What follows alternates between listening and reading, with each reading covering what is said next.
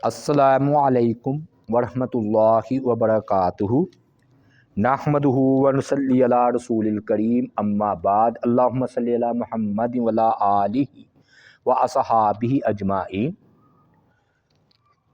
سیرت النبی صلی اللہ علیہ وآلہ وسلم لیکچر نمبر 88 اور جنگ بدر کا ہم بیان کر رہے تھے، اور اس مقام تک ہم پہنچے تھے کہ نبی علیہ الصلوۃ والسلام کو جب بتایا کہ اتنے اونٹ ذبح ہوتے ہیں اور یہ اتنے سردار ہیں، تو آپ نے فرمایا کہ مکہ والوں نے اپنے جگر کے ٹکڑے تمہارے سامنے ڈال دیے، سارے سردار تو اکٹھے ہوئے ہوئے۔ اب ہم آگے چلتے ہیں۔ رسول اللہ صلی اللہ علیہ وآلہ وسلم غزوات میں، جنگوں میں توڑیا کرتے تھے۔ توڑیے کا مطلب یہ ہے کہ آپ اپنے ارادے کو خفیہ رکھتے تھے، جانا کسی اور طرف ہوتا تھا، بتاتے اور طرف تھے کہ میں اس طرف جا رہا ہوں، تاکہ دشمن کو راستوں کی خبر نہ ہو۔ دوسری بات یہ ہے کہ رسول اللہ صلی اللہ علیہ وآلہ وسلم نے اونٹوں کی جو گردنیں تھیں نا، ان میں گھنٹیاں تھیں جو آواز دیتی تھیں۔ تو حضرت عائشہ رضی اللہ تعالی عنہ فرماتی ہیں کہ نبی صلی اللہ علیہ وآلہ وسلم نے بدر کے دن اونٹوں کی گردنوں سے گھنٹیاں اتارنے کا حکم فرمایا۔ ایک تو یہ تو موسیقی تھی، آواز تھی، دوسرا کہ آواز پھر پتہ چل جائے گا نا کہ ادھر لشکر ہے۔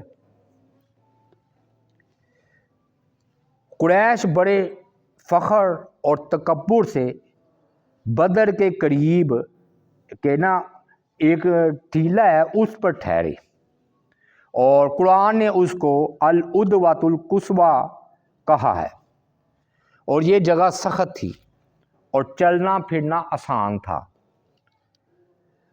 اور پانی کی ادھر جو ہے نا لیکن فراوانی نہیں تھی، اور جدھر صحابہ کرام ٹھہرے ہیں ان کو قرآن نے العدوۃ الدنیا، جو کہ مدینہ کی طرف تھا، تو ادھر آپ ٹھہرے ہیں، اور ادھر کی زمین نرم تھی، چلنا پھرنا بھی دشوار تھا۔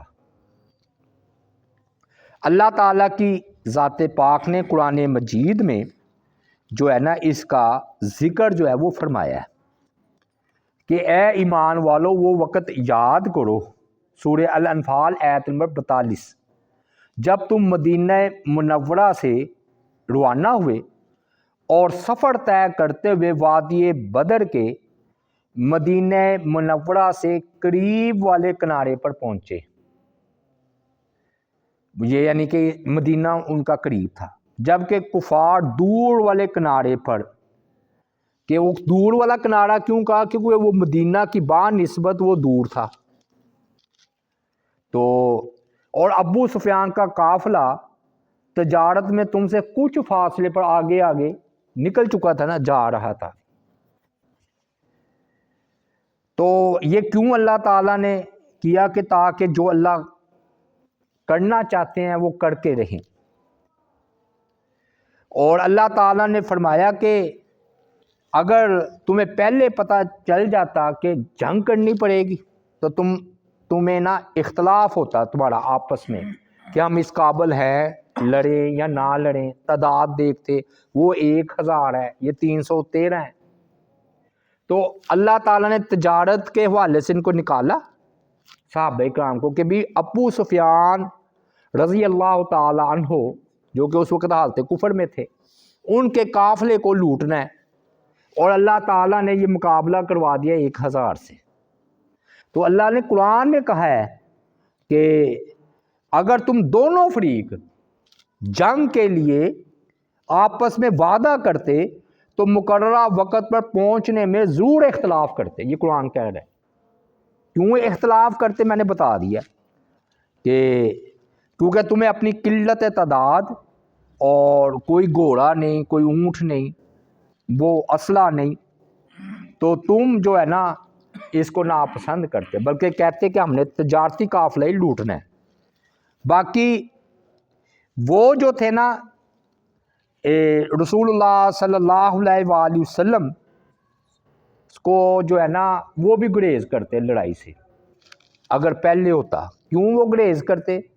وہ اس لیے کہ وہ انہوں نے آگے چل کر ہم بتائیں گے، وہ کہتے ہیں اپنے رشتہ دار ہیں، تو کیا ہم یہ ناگواری اپنے اوپر لیں کہ بھائی بھائی کو قتل کرے؟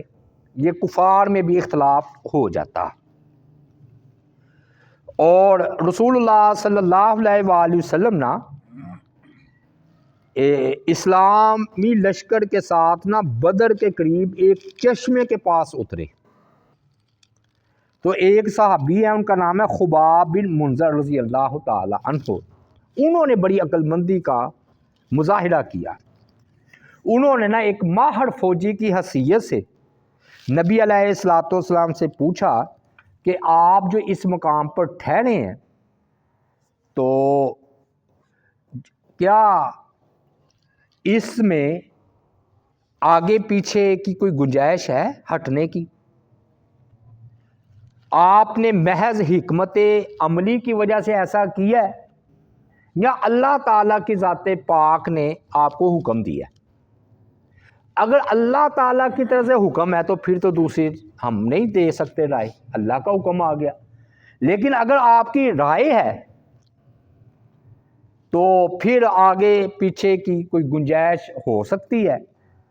تو نبی علیہ الصلوۃ والسلام نے فرمایا کہ تمہارا جو سوال ہے کہ اللہ کے حکم سے ہم ادھر ٹھہرے ہیں یا میری ذاتی رائے ہے، تو میں اپنی ذاتی رائے سے ادھر ٹھہرا ہوں، اللہ کا حکم اس بارے میں نہیں آیا۔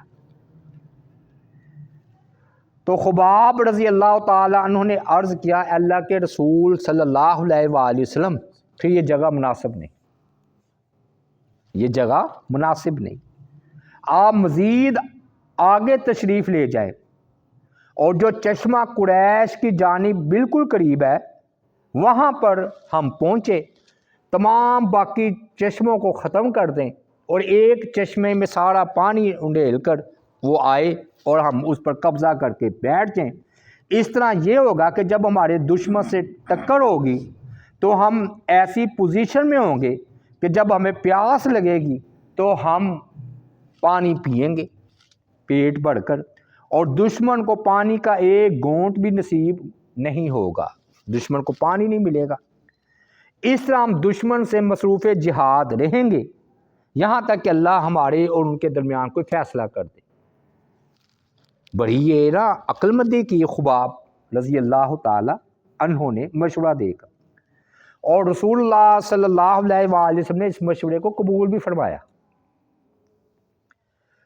تو آپ صلی اللہ علیہ وآلہ وسلم پورے لشکر کو لے کر آگے بڑھے اور دشمن کے قریب ترین چشمے پر پڑاؤ ڈالا۔ صحابہ کرام نے وہاں پر حوض بنایا اور باقی چشموں کو بند کر دیا۔ اس سے کیا پتہ چلتا ہے؟ اس سے یہ پتہ چلتا ہے کہ اسلامی معاشرے میں ہر بندے کو مشورہ دینے کا حق حاصل ہے، اور انہوں نے مشورہ دیا، اور کیسی عقل مندی والی بات کی ہے کہ اللہ کا حکم ہو تو پھر تو دوسری بات ہی نہیں، اللہ تو حکیم ہے، اور آپ نے اگر یہ اپنی حکمت عملی سے کیا ہے تو پھر یہ مشورہ ہے، چاہے آپ قبول کریں یا نہ کریں۔ اور ممکن تھا صحابی کی رائے غلط ہوتی، لیکن آپ نے غور و فکر کر کے پھر اس صحابی کی رائے کو مانا ہے۔ تو اس سے بھی یہ مسئلہ معلوم ہوتا ہے کہ مشورہ جو ہے نا اپنے لینا چاہیے، اور اگر اس کی بات ٹھیک ہو تو اس کی حیثیت کو نہیں دیکھنا گمراہ ہے یا کوئی رتبے والا ہے۔ اب دیکھیے صحابہ کرام میں تو ابو بکر عمر جیسے بھی تھے، ہے نا، ادھر ہی تھے نا، لیکن خباب رضی اللہ تعالیٰ نے جب مشورہ دیا آپ نے قبول فرمایا اس کو۔ اور اس سے یہ بات بھی معلوم ہوئی کہ ہر کام آپ کا وحی سے نہیں ہوتا تھا، ہر کام دیکھے نا، اگر یہ کام وحی سے تھا تو پھر تو تبدیلی کی ضرورت ہی نہیں، آپ پر وحی نہیں آئی تو آپ نے اجتہاد کرتے ہوئے اس جگہ کا انتخاب کیا، تو خباب رضی اللہ تعالیٰ انہوں نے کہا نہیں جی آگے چلیے، اور آپ نے قبول فرمایا۔ پھر ہوا یہ کہ اللہ تعالیٰ کی ایک اور مدد آئی، وہ یہ کہ اسلامی لشکر جب بدر میں اترا تو میں نے بتایا نا وہاں کی زمین نرم تھی، تو ادھر نہ چلنا پھرنا مشکل ہو گیا، تو اللہ تعالیٰ نے رات کو بارش نازل فرمائی، اور جو مشرکین کی پیش قدمی میں رکاوٹ بن گئی کہ ادھر جو ہے نا وہ دلدل کیچڑ ہو گیا، پھسلن ہو گئی، لیکن مسلمانوں پر یہ بارش رحمت ربانی بن کر نازل ہوئی۔ صحابہ کرام خوب نہائے بھی، میل اور گرد و غبار سے پاک ہو گئے، وسوسوں اور شیطان کی بزدلی ان سے دور ہوئی، زمین ہموار ہو گئی، بارش کی وجہ سے ریت جو ہے وہ جم گئی اور زمین چلنے پھرنے کے لائق ہو گئی، ہاں جی، اور یہ قیام خوشگوار ہو گیا، دل مضبوط ہو گئے۔ اور اللہ تعالیٰ نے سورہ الانفال میں کیا فرمایا؟ وَيُنَزِّلُ عَلَيْكُم مِّنَ السَّمَاءِ مَاءً، اللہ تعالیٰ نے آسمان سے تم پر بارش برسا رہا تھا۔ یہ جنگ بدر کا ذکر اللہ نے قرآن میں کیا سورہ الانفال میں، اور تاکہ اس کے ذریعے سے تمہیں پاک کر دے، کیونکہ یہ نا اتفاق ہے کہ سب سے زیادہ پاک کرنے والا پانی بارش کا پانی ہے، اور تم سے شیطانی وسوسوں کو دور کر دے۔ بعض نے تو اس سے یہ استدلال بھی کیا ہے کہ جنگ کے موقع پر بارش ہونا یہ اللہ تعالیٰ کی طرف سے ہے، اور شیطانی وسوسوں کو تم سے گندگی کو دور کر دے۔ یہ آگے ہم چل کر بات کریں گے کہ ہمارے ہاں جو مشہور ہے نا کہ شیطان قید ہو جاتا ہے، وہ تو بڑا آئے گا تو اس کا ہم ذکر کریں گے، تو بڑا ثابت قدم ہو جائے۔ مجاہد رحمۃ اللہ علیہ نے اس کی تفسیر کرتے ہوئے کہا ہے کہ اللہ تعالیٰ نے نا بارش نازل کی جس سے گرد و غبار کے بادل چھٹ گئے، زمین سخت ہو گئی، مومنوں کے دل خوشی سے جھوم اٹھے اور انہیں ثابت قدمی نصیب ہوئی۔ حضرت سعد رضی اللہ تعالیٰ عنہ نے ایک اور مشورہ دیا، بڑا زبردست قسم کا۔ انہوں نے کہا کہ اے اللہ کے رسول صلی اللہ علیہ وآلہ وسلم، کیوں نہ ہم آپ کے لیے ایک چھپر تعمیر کر دیں جس میں آپ تشریف جو ہے وہ رکھیں، اور ہم آپ کے پاس آپ کی سواریاں بھی تیار رکھیں، اس کے بعد دشمن سے ٹکر لیں گے۔ اگر اللہ نے ہمیں عزت بخشی اور فتح سے نوازا تو یہ وہ چیز ہے جسے ہم پسند کرتے ہیں کہ فتح، لیکن اگر اللہ نہ کرے دوسری شکل پیش آ گئی شکست کی، تو آپ فوراً جو ہم نے آپ کو سواریاں دی ہوں گی آپ ان پر سوار ہوں اور ہماری قوم کے پاس واپس مدینہ تشریف لے جائیں جو پیچھے رہ گئے ہیں۔ اے اللہ کے رسول، نبی، در حقیقت آپ کے پیچھے ایسے لوگ رہ گئے ہیں جو ہم سے بھی زیادہ آپ سے محبت رکھتے ہیں، اور اگر انہیں یہ اندازہ ہوتا کہ آپ جنگ سے دو چار ہوں گے تو وہ ہرگز پیچھے نہ رہتے۔ انہوں نے تو یہی سمجھا کہ ابو سفیان کا قافلہ جو ہے چھاپا مارنے کے لیے گئے ہیں، اور اللہ تعالیٰ اس کے ذریعے سے آپ کی حفاظت فرمائے گا، وہ آپ کے خیر خواہ ہوں گے اور آپ کے شانہ بشانہ جہاد کریں گے۔ حضرت سعد رضی اللہ تعالیٰ عنہ کی یہ بات سن کر اللہ کے رسول صلی اللہ علیہ وآلہ وسلم نے ان کی تعریف فرمائی کہ یہ اچھا مشورہ ہے، اور ان کے لیے دعائے خیر کی۔ پھر مسلمانوں نے نا میدان جنگ کے بدر کے شمال جانب ایک اونچے ٹیلے پر چھپر بنا دیا جہاں سے پورا جو نا میدان جنگ دکھائی دیتا تھا، یہی مرکزی ہیڈ کوارٹر تھا۔ اور حضرت سعد بن معاذ رضی اللہ تعالیٰ نے آپ کی حفاظت کے لیے ایک حفاظتی دستہ بھی ادھر متعین کر دیا۔ اس سے کیا پتہ چلتا ہے؟ بڑی اس سے نا حکمتیں معلوم ہوتی ہیں۔ پہلی بات کہ جو سپہ سالار اعلیٰ ہے نا، کیونکہ آپ ہی سپہ سالار اعلیٰ تھے، ایسی جگہ پر ہونے چاہیے جنگ کے درمیان جہاں پر پوری فوج پر نظر ہو، یعنی کہ وہ جب دیکھے تو پورا لشکر اس کے سامنے ہو. تو یہ جو ہے نا جب وہ چھپڑ بنا تو اس میں آپ اپنی 313 صحابہ کرام کو بڑی آسانی سے دیکھ سکتے تھے. دوسری بات کہ سپہ سالار پر نا اصل میں اس وقت حملہ ہوتے تھے زیادہ، یا جس نے جھنڈا اٹھایا ہوتا. اگر آپ جنگی تاریخوں کا مطالعہ کریں تو آپ کو یہ بات معلوم ہو جائے گی کہ اصل میں سپہ سالار شہید ہو جاتا تو پھر وہ جو ہے نا لشکر بھاگ جایا کرتے تھے، خاص طور پہ کافروں کے. تو سعد رضی اللہ تعالی عنہ نے جو ہے نا یہ مشورہ دیا کہ آپ بنیادی حیثیت رکھتے ہیں، ہم اگر شہید ہو جائیں یا شکست ہو جائیں تو قیادت تو موجود رہے گی. اور اس وقت ایسا ہوتا تھا کہ سپہ سالار پر حملہ ہوتا تھا. تو پھر تیسری بات یہ کہ سپہ سالار کے لیے اگر پہرے کا اہتمام ہو تو یہ ٹھیک ہے تاکہ ان کی حفاظت ہو.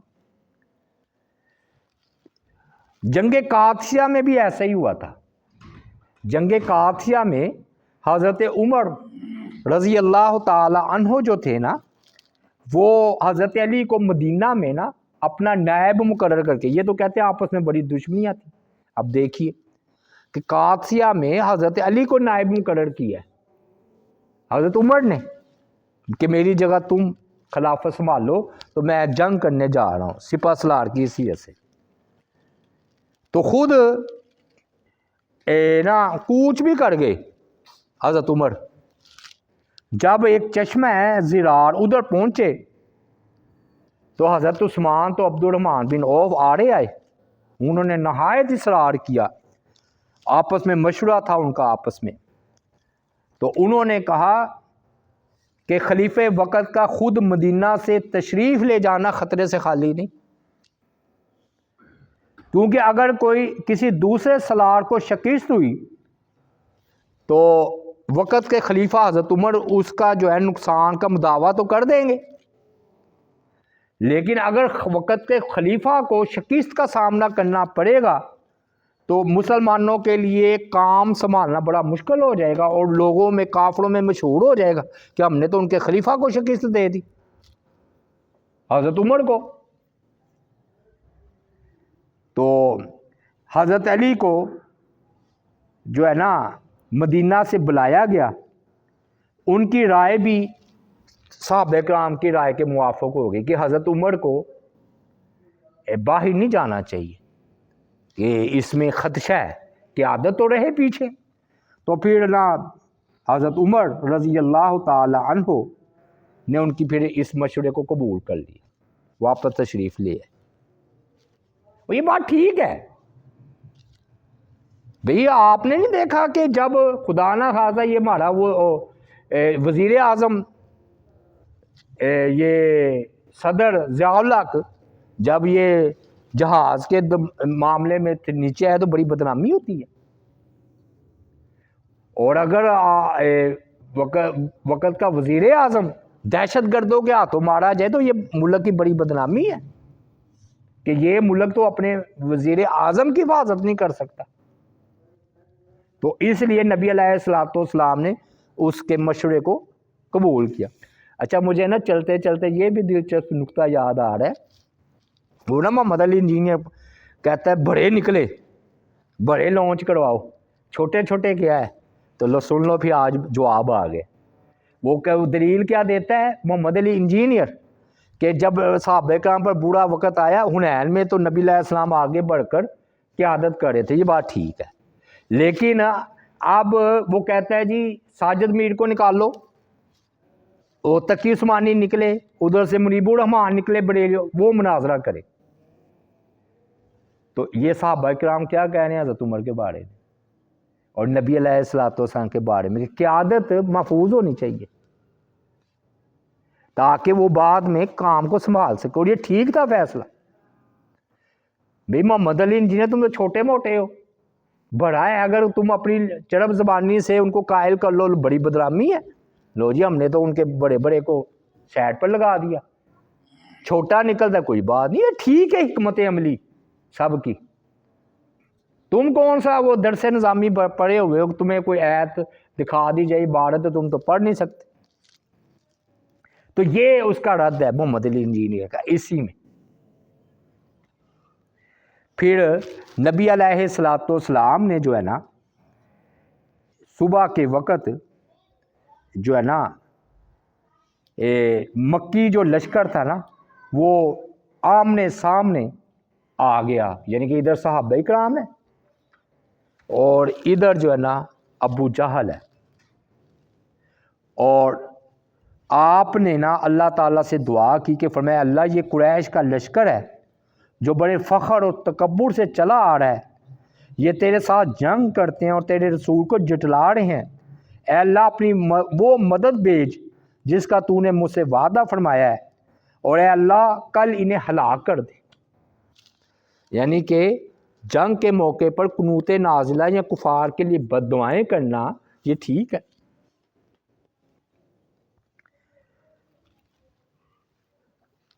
صبح ہوئی تو قریش نے بھی نا جاسوسی کی کہ کتنا لشکر ہے مسلمانوں کا. وہ آیا تو اس نے بھی اپنا ایک جاسوس ہے، عمیر ان کا نام ہے، جاسوس کا نام تھا عمیر، کافر تھا. وہ آیا، اس نے ساری چیزیں دیکھی، مسلمانوں کو دیکھا تو آخر کہنے لگا کہ مقابلہ نہ کرو. کیوں؟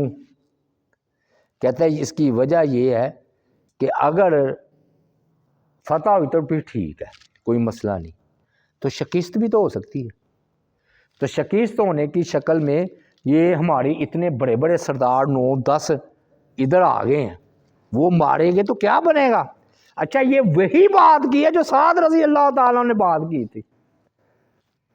یعنی کہ میں نے آپ کو 9-10 کل نام نہیں گنوائے تھے، انہوں نے، آپ نے کیا فرمایا کہ انہوں نے اپنے جگر کے ٹکڑے نکال کر تمہارے سامنے ڈال دیا. ابو جہل ہیں جی، ابو البختری اور بڑے بڑے یہ امیہ بن خلف 9-10 سردار تھے، تو ان کا تو چمبڑ نکل جانا تھا، اور نکلا. تو اس نے کہا نہ لڑو. اور رسول اللہ صلی اللہ علیہ وآلہ وسلم وہ جو چھپڑ بنایا تھا نا آپ کے لیے، اور اچھا یہ یاد رکھیے اس وقت نا اس کی چھپڑ کی یاد میں ادھر ایک مسجد ہے، مسجد العریش، یعنی کہ جہاں پر نبی علیہ الصلوۃ والسلام کا چھپڑ بنایا تھا نا صحابہ کرام نے بدر میں، ادھر مسجد العریش یہ کہ چھپڑ والی مسجد، وہ مسجد بنا دی ہوئی ہے سعودی عرب نے، یا جب بھی بنی تھی. اللہ اکبر. تو آپ صلی اللہ علیہ وآلہ وسلم نا ابو بکر یہ خاص رازدان ہے جی، آپ ساتھ ہی تھے چھپڑ میں، یعنی کہ آپ تھے اور حضرت ابو بکر تھے، اور انہی کو اجازت تھی ادھر آنے کی. پھر آپ باہر تشریف لائے تو لشکر کی ترتیب فرمائی آپ نے نا، ان کی پوری ترتیب فرمائی. پھر میدان جنگ کی طرف تشریف لے گئے، اور آپ صلی اللہ علیہ وآلہ وسلم بالکل اشارہ کرتے ہوئے فرما رہے تھے کہ انشاءاللہ کل یہ جگہ فلاں شخص قتل ہوگا، ابو جہل اس مقام پر قتل ہوگا، یہ فلاں سردار اس جگہ قتل ہوگا. اور حضرت عمر فرماتے ہیں اللہ کی قسم جس نے آپ کو حق کے ساتھ بھیجا، نبی کریم صلی اللہ علیہ وآلہ وسلم نے جو ان سرداروں کی قتل گاہوں کی نشاندہی کی تھی نا کہ یہ فلاں جگہ مرے گا فلاں جگہ، اس سے کوئی بھی آگے یا پیچھے نہیں مڑا، سب ٹھیک اسی جگہ مڑے جہاں نبی علیہ الصلوۃ والسلام نے بتایا تھا. اچھا اس سے بریلوی بڑے خوش ہوتے ہیں اس دلیل، کہتے ہیں دیکھو جی آپ تو کہتے ہیں نبی کو پتہ نہیں، آپ نے تو مرنے کی بھی اطلاع دی ہے، جگہ بھی بتائی ہے. تو اس کا جواب بیچاروں کو ہمارے دعوے کا ہی نہیں پتہ. ہم کہتے ہیں کیوں نہیں بھائی کہ غیب کی خبر اللہ نے بتا دی. ہم کب کہتے ہیں قیامت کی علامات ہیں اتنی اتنی، تو بتائی نہیں، پوری ہو رہی ہیں. تو اسی طرح اللہ نے بتایا بتا دیا، اس میں کیا ہے رولا. ہم تو اگر توبہ نوز ملا یہ کہتے ہیں کہ آپ کو غیب کی خبر نہیں اور آپ کل کی بات نہیں جانتے، ہم کہتے ہیں جانتے ہیں جب اللہ بتا دے، اللہ نے بتا دیا تو بتا دیا. لیکن وہ بڑے نا اچھل اچھل کر یہ اپنی دلیل بنا رہے ہوتے ہیں. اور حیرت کی بات ہے کہ قرآن نے کہا سورہ الانفال میں کہ یاد کرو جب اللہ تعالیٰ تم پر اپنی طرف سے امن اور بے خوفی کے طور پر اونگ طاری کر رہا تھا. بڑی حیرت کی بات. یعنی کہ صاحب ہوتا ہے نا، ٹینشن ہو غم ہو تو بندے کی نیند اٹھ جاتی ہے. اللہ تعالیٰ نے نا خصوصی طور پر اونگ بھیجی اور صحابہ کرام سارے سوئے رہے ہیں. صبح جنگ تھی اور سارے صحابہ سو رہے تھے اور تم پر آسمان سے پانی برسا رہا تھا تاکہ اس کے ذریعے سے پاک کر دے، تم سے شیطان کی گندگی دور کر دے، تمہارے دل مضبوط کر دے اور تمہارے قدم جما دے. اور یہ 17 رمضان المبارک جمعے کا دن سن 2 ہجری کی رات تھی. یہ جمعہ پڑھاتے ہیں نا 17 رمضان کو جنگ بدر میں، تو جنگ بدر 17 رمضان المبارک ہوئی ہے 2 ہجری میں. علامہ قرطبی رحمۃ اللہ علیہ فرماتے ہیں کہ جنگ بدر سے پہلے رات کو صحابہ کرام پر اونگ طاری ہو گئی. ہر چند کے جنگ کے جو ہے نا بادل منڈلا رہے تھے، مطلب جنگ جو ہے سر پر کھڑی تھی، لیکن اللہ نے ان پر اونگ طاری کر کے ان کے دلوں کو طاقتور کر دیا صحابہ کرام کو. اور حضرت علی فرماتے ہیں کہ میں نے دیکھا کہ بدر کی رات ہم سب سوئے ہوئے ہیں اور نبی صلی اللہ علیہ وسلم جاگ رہے تھے، ساری رات ہی دعائیں کرتے تھے. یہ ہوتا ہے لیڈر، قوم سو رہی ہو اور لیڈر جاگ رہا ہو.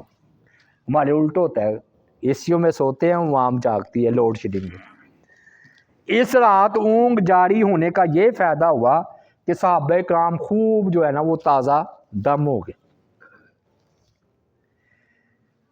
رسول اللہ صلی اللہ علیہ وسلم کا خواب، یہ بیان کر کے اپنی بات کو سمیٹتے ہیں. اللہ تعالیٰ نے فرمایا کہ اے نبی یاد کرو جب اللہ نے آپ کو خواب میں ان کی تعداد کم دکھائی، اور اگر وہ آپ کو ان کی تعداد زیادہ دکھاتا تو تم زور ہمت ہار بیٹھتے اور اس معاملے میں آپس میں اختلاف کرتے، لیکن اللہ نے تمہیں بچا لیا، بے شک وہ سینوں کے بید خوب جانتا ہے. یعنی کہ اللہ تعالیٰ نے دکھایا کہ یہ 1000 حضور کوئی نہیں ہے، تھوڑے ہیں. اور مجاہد رحمۃ اللہ علیہ فرماتے ہیں کہ مشرکین کو خواب میں کثیر تعداد میں دیکھتے تو یہ بات سن کر صحابہ کرام گھبرا جاتے کہ نبی کا خواب تو سچا ہے، تو وہ گھبرا جاتے اور سستی دکھاتے. یہ بحث شروع ہو جاتی کہ لڑنا چاہیے کہ نہیں، کہ وہ تو اتنی تعداد میں ہے. تو اللہ نے کم دکھلایا. اور اللہ تعالیٰ نے پھر یہ فرمایا کہ اور اے مسلمانوں یاد کرو جب تم کافروں کے آمنے سامنے ہوئے تو اللہ نے انہیں تمہاری نظروں میں تھوڑا دکھایا اور ان کی نظروں میں تمہیں کم دکھایا، تاکہ اللہ وہ کام پورا کر دے جو ہونے والا تھا. عبداللہ بن مسعود فرماتے ہیں کہ بدر کے دن کافر میں اتنی تھوڑی تعداد میں نظر آئے کہ اپنے ساتھ کھڑے آدمی سے میں پوچھ رہا تھا کہ کافروں کی تعداد 70 ہوگی 70 ہوگی حقیقت میں، کیونکہ نبی کا خواب سچا ہوتا ہے نا. تو صبح بھی وہ کیا دیکھ رہے ہیں کہ بھی کافر تو بڑے کم ہیں، اللہ دکھلا رہا تھا. وہ تھے زیادہ تو کہہ رہے 70 ہو گئے. وہ ایک نے نہیں 100 کی تعداد ہوں گی، 100 کی تعداد. ہم میں سے نہ ایک آدمی کو اس نے پکڑا، پوچھا بتاؤ تمہاری تعداد کتنی ہے، پھر اس نے بتایا ہماری تعداد تو 1000 ہے. تو ہمیں نظر آ رہا ہے کہ 70 اور 100. کیوں کل کم دکھایا؟ تاکہ مسلمانوں کا حوصلہ بڑے تھوڑے ہیں. حتیٰ کہ بعض نے یہ کہا کہ یہ تو بس جی تھوڑے سے ہے. اور کافروں کو بھی اللہ نے تھوڑا دکھلایا. کیوں؟ تاکہ وہ بھی دلیر ہو کر آئیں اور پھینٹی کھائیں. یہ وہ اللہ کا یہ مقصد تھا کہ چڑھ دوڑے نا، جب آ جائیں اور وہ پھر کیا ہو، پھر ان کو پھینٹی لگے. اور پھر ایسا ہی ہوا. اور کافروں میں سے ایک نے کہا یہ تو مسلمان بس ایک اونٹنی کا نوالا ہے، یعنی کہ ایک اونٹ کافی ہے ان کے لیے. وہ تھوڑے نظر آ رہے تھے نا. یہ حکمت کیا تھی کہ بھئی کئی اس میں سبق تھے. مسلمان چوکس ہو جائیں, ثابت قدم رہیں, مشرکین کا خوف ان کے دل سے جاتا رہے, ان کے خلاف لڑائی پر آمادہ ہوں. اور اہل ایمان کافروں کو کم کیوں نظر آئے؟ وہ اس لیے کہ ان کی قلیل تعداد میں دیکھیں گے تو بے خوف ہو کر آگے بڑھیں گے, ہاں جی, اور نتیجتاً وہ بے احتیاط ہو جائیں گے. جب بندہ دیکھتا ہے نا تو یار یہ بھاری ہے تو وہ چوکس ہوتا ہے, اور جب دیکھتا ہے یار تھوڑا تھوڑا تو بے احتیاطی کرتا ہے. آسان کام کو آسان سمجھ کے کرنا مشکل ہو جاتا ہے, اور مشکل کام کو مشکل سمجھ کے کرنا آسان بنا دیتا ہے نا ایسی بات. تو انہوں نے کہا نا یہ تو تھوڑے ہیں, تو بے احتیاطی کریں گے تو پکڑے جائیں گے. تو لیکن جب قریب آئیں گے تو حقیقت کھلے گی تو ہکا بکا ہو جائیں گے, ہیں یہ تو تعداد میں زیادہ ہے, تو بھاگنے کی راہ نہیں پائیں گے. یہ اللہ کی حکمتیں تھی. تو اللہ تعالیٰ نے نا ایک دوسرے کو تھوڑا ہی دکھلایا تاکہ وہ جو نا ایسا کرے. اچھا, اب نا ایک قرآن مجید کی آیت ہے, وہ کہہ رہی ہے کہ ایک گروہ مسلمانوں کا تھا, وہ اللہ کی راہ میں لڑ رہا تھا, اور دوسرا گروہ کافروں کا تھا, اور وہ اپنی آنکھوں سے انہیں اپنے سے 2 گنا دیکھ رہا تھا. پہلے میں کیا کہا آیات میں کہ اللہ تعالیٰ مسلمانوں کو تھوڑا دکھلا رہا تھا تاکہ بے احتیاطی کرے. تو اب اللہ تعالیٰ نے اس آیت میں سورہ الانفال ہی کی آیت ہے کہ کافروں نے کہو یہ تو دگنے ہم سے بڑے, ہم سے بھی زیادہ ہے, 2-3 ہزار زیادہ ہے. تو ایتے آپس میں ٹکرا گئی. ایک میں کیا کہا کم دکھلا رہا ہے, اور وہ دیکھ رہے تھے, کہتے یہ تو ایک اونٹ ان کے لیے کافی ہے. اور اب قرآن نے کہا دوسرے مقام پر کہ دگنے نظر آ رہے ہیں. بھی ایسا کیوں؟ دونوں سچی باتیں. وجہ یہ فرشتوں کا نزول نہیں ہوا بعد میں, 5000 فرشتے, 3000 پھر کہا 5000, تو دگنے تو ہو گئے ان سے, بلکہ 3 گنا زیادہ ہو گئے. جب فرشتے بھی آئے ہیں نا جنگ بدر میں, تو وہ تعداد ان کی بڑھ گئی. انہوں نے کہا یہ کیا ہوا؟ تو اللہ تعالیٰ سے دعا ہے اللہ تعالیٰ کی ذات پاک ہمیں عمل کرنے کی توفیق عطا فرمائے. وما علینا الا البلاغ المبین.